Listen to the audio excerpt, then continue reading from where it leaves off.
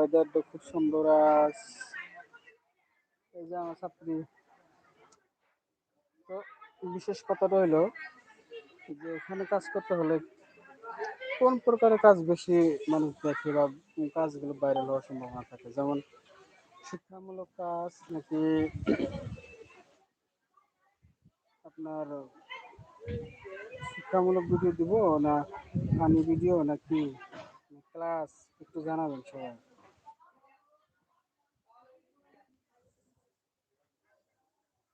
গাছতলা বসে শুরু করলাম।